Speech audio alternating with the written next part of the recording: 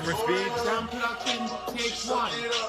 Hey, what's good, guys? It's your boy G Marcus TV, back with a brand new video. Please like, comment, and subscribe. And of course, we are here. It is Power Book 2 Ghost. This is season 2. This is episode number 1. And this one is called Free Will is Never Free. Now, they came with a strong comeback episode. So, of course, as you guys know, what I do here is I leave a recap and I give a review, what I thought about it, what I thought was cool about it. Let's get straight to it. For all you new people, I'm gonna try to put you guys on to what happened prior, explain why some things is going on. So, of course, Tariq wakes up because in the last episode, the last season, he killed a professor. He killed a professor that was basically trying to blackball him into writing a book. Because, of course, Tariq, he sells drugs. He sells drugs in the campus. So it was just being nosy. It was a misunderstanding, but he became very nosy. So he wakes up and it's like a real oh shit. So he's at his grandmother's house. That's where he woke up. And his sister, Yasmin, almost sets the house on fire. His sister's like 5, 6, probably 7 years old.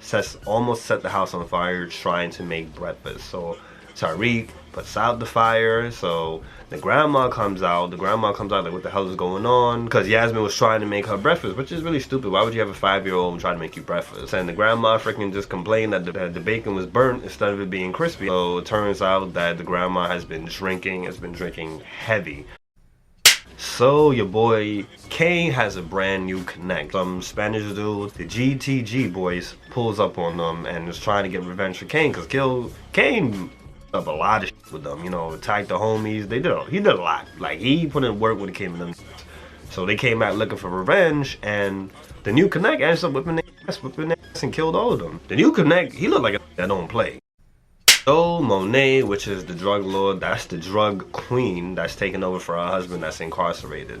For you guys that don't know, she's the one that runs the family. She has 2 sons, one is gay and one is like a tough guy, a real tough guy, the enforcer. And she has a daughter that she's trying to put into the game, but she's a little soft. To give you guys a little breakdown. So she is very paranoid in this episode, very paranoid. So she hears a noise in the house. So she gets a gun, and it turns out that the noise that she heard was one of her sons. Her son Drew, he broke a glass. He broke a glass because at the last season, he got shot in the arm. So right now he's wearing a cast. So he only has one arm available. So we go to Davis Mclean and Cooper Saxe. So of course, for you guys that don't know, Davis Mclean, that's the big time, big shot lawyer. Just for him to be on your case is $500,000. So he's a big time lawyer, and Saxe is basically a crooked cop. He'll do by the book, but he'll still break the law. He'll do what he has to do to get his way. But they all came together. Mclean is a crooked lawyer. He'll do anything to win. So Tariq calls him and goes like, hey, you know, can you find my mom in a witness protection program? So Mclean said that he cannot help him, but he'll try. So when they got on the phone, he tells Saxe that, hey, they're gonna charge him for every single day. Just for even taking a look at something, they're gonna charge him. Basically some real crooked shit.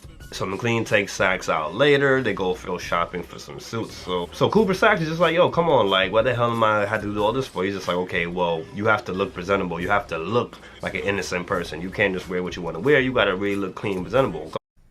The professor that died, he has a class to teach, which is Tariq's class. And by the way, Tariq is the person that killed the professor. The girl, the other professor that he was messing with, and she is fine as hell. She's one of the finest actresses, period. Oh my god. So she comes and she's like, where the hell is he? She's calling him. So what she ends up doing is she ends up taking over the whole class. Because she's going on with the class, Tariq and this new character on the show, he's called Trace. They go back and forth about a topic. Back and forth about a topic about how things could be. A lot of things are planned, determined. Like, they went back and forth on the debate. The guy was just being and your boy Tariq, he's a really smooth character, doesn't yell, doesn't go crazy. So, class is over. Tariq is talking to his best friend Brandon. Of course, both of them are selling drugs together. They're talking, and Brandon's just like, yo, you know, my family, they're having a hunting trip and they're having a party tonight. You should definitely come. So, reluctantly, Tariq said that he'll actually do it. So Brandon and Tariq, they go to the party, and it's a nice fancy party. Caucasian people, like Tariq probably being the only black person there. And you know, it's a nice little cocktail party type of thing. And they're going over like the frat days that the father had. And the father's like an old white guy that he owned some companies, the pharmaceutical companies. like opioids and things like that. So him and Tariq, they kind of have like a back and forth, because Tariq said that his father was James St. Patrick, who was the original main character that died the original show, which was the original Power. He explains that, yeah, my father, college tuition is being paid off of his stuff.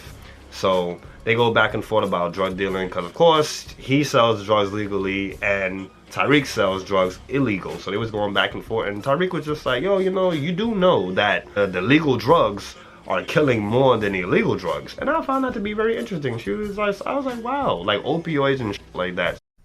So it cuts to the crime scene where the professor was killed.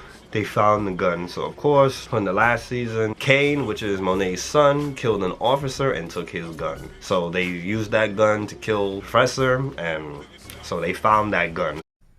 So guess who's back, guys? Your boy Rashad Tate. My boy, one of the best characters on the show. Of course, a little background, this guy ran for government. He was a councilman, like all about the people, but on the low, he's not all about the people. He's one of those guys. So he's running for government the last time we seen him, and he lost the government. So he is just tight. He's beat the fuck up that he lost. Drinking. The house looks like he's living with his brother, and his brother is just got on his ass like, yo, like what's going on? Like you need to get on it. Like you need to get over this. Rashad Tate later on goes to like the big dog's house. Like he really went to the guy's apartment, which I found very interesting. Like how the hell these people know where each other live? Like I just find it so crazy. One of those politicians was just like, yo, the guy that you guys chose is just like, yo, he's dirty, I could get some dirt on him. And he's like, no, you cannot. It's like, it's over, it's done, just move on. And he's like, no, I could get some dirt. So they say, yo, if I could get some dirt on this guy, will you help me? Will you help me get to my seat as governor? And he's like, yeah, sure.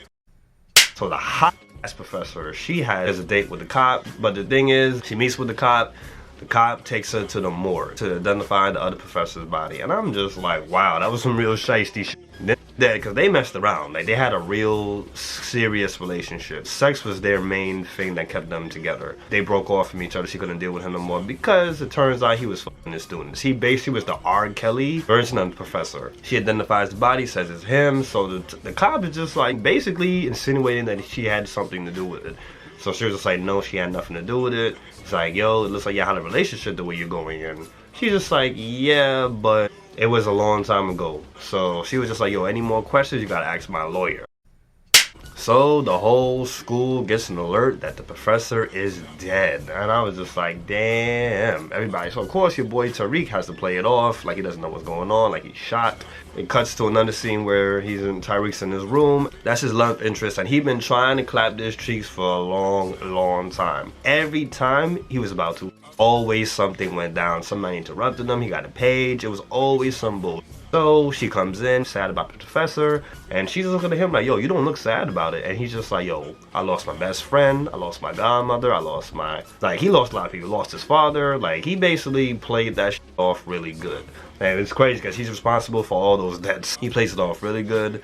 They start making out, so they was about to have that sympathy type of sex. But I, you know, oh, like, I'm feeling like, you feel like they're about to have sex. He gets a text message from Kane, which is Monet's son. They have to meet. So of course she's tight because she wants to get something. Like, damn, like, you know, this has been going on for a minute. He goes and meets with Kane. So Kane, you know, they're talking about it because Kane was the one that shot the professor first, thinking that, you know, Tariq was snitching. Kane's just like, yo, you want to go down for this? And Tariq's just like, yo, if we both shut up, it's gonna be fine. So Monet, she talks to Drew and she talks to Adon and just like, yo, they have an escape plan. The escape plan now will be for Zeke. Zeke, as of course you guys don't know, he's the basketball player, he's the star, he's the only positive person inside the family. Like, that's her nephew. So he's the star basketball player that's in the college. So she's just like, yo, we gotta use him as the meal ticket. This is the exit. So he has to blow. He has to make it. So wherever this you go, we gotta go too. We gotta make sure that, yo, he makes it big. So then Monet, she gets a notification on her phone that the professor got killed. So Tariq ended up going to dinner at Monet's house, and she just asked him like, yo, what's really going on with this thing? Are you connected to it in any type of way? And he lied and said he didn't, which I was just like, wow, I was very shocked that he lied about it. But he lied, and she was just like, you know what happens when you lie to me, right? Then he says, yeah, but it was a real intense scene. But she was like, okay, because we do not need no going on. You sure you had nothing to do with it? He says no, he had nothing to do with it. So she gave him some new bricks. She's like, yo, I need you to move some bricks for me. He's like, yo, can you handle it? He was like, yeah, he couldn't. So your boy Tariq, he has the bricks, he has all the drugs that Monet gave him. Monet put the drugs in Fenty, Gucci, those type of things. So he puts the drugs in Brandon's car. So Brandon's just like, yo, really? You know, you think this is safe? And Tariq's like, nah, you're white. You know what I'm saying? You'll be just fine. You're white. The cops is not gonna search your car. So Kane's new connect got one of the boys that ran off from earlier, got one of the guys that was tied up and was telling Kane to handle it. So Kane was just like, nah, he rather fight him. So the thing that I liked about this scene, Kane gets his whips. The guy busted his mouth open, everything. Kane gets up. And I was just like, wow, that was actually a great scene. So Kane eventually grabs the guy and breaks his neck, killing the guy. So I was just like, yeah, that was my favorite scene in the whole episode. So later he sees the Connect's weight, he sees all the drugs that's in the air, that's in the airplane. And I didn't understand that scene, but the Connect got tight and pulled a gun on Kane, and Kane was like, yo, chill, like, you know, I'm not gonna rap, I'm not gonna do nothing. It's like, yo, like, we got this, like, I got you. So Kane goes to Monette. Of course, they have a rocky relationship because Kane kept fucking up. Monet comes with the gun at the door as he comes to open it because she changed all the locks. And, you know, he's trying to talk to her like, yo, I got a new connect, blah, blah, blah. And she's not trying to hear it. She says nothing to him and she closed her door. The thing that's crazy about this, the new connect was following Kane. And he's just looking at the house, looking at where he's at. I'm just like, oh, shit. So it turns out your boy Rashad Tate, like, he has a new apartment. He's ready to go. He's ready to make some moves, but he needs his brother's help. His brother, of course, is a cop, so he needs help digging up some dirt on the guy that, you know, that busted in the governor run. So your boy shiesty ass dude Mclean, he goes to visit his brother. His brother's in prison, played by your boy Redman. I'm just like, woof, this is gonna be funny as hell. So turns out that he's basically using your boy Cooper Sax to get him out of jail. I don't know what the guy did, but Clay did some crazy shit. So McClane just like, yo, I'm not gonna let you rot in here. And his brother had gotten into a fight. He had like a little cut, he had like a little something on his face. And McClane even asked him like, yo, you taking your medication? So Tariq finally goes on the hunting trip. So they were in the woods, they were hunting with the family. So they're about to shoot a deer. So the father almost shot Tariq. I was like, oh, almost hit him trying to hit the animal. So Tariq's pissed off, like, yo, what the hell? You almost killed me. You almost shot me. So as they got to the animal that got shot, the father was like, yo, I'm sorry. I'll let you do the honors. You could take the kill shot. As Tariq is looking at the kill shot, he's just remembering his father's dead. He's having those flashbacks of the people that he killed. I had to look at them on the floor. Crazy kind of scene. Like, I don't understand. It's like you can kill a human, but you can't kill the freaking animal. It was interesting, but he was tight. He ends up leaving, and Brandon took the killing shot.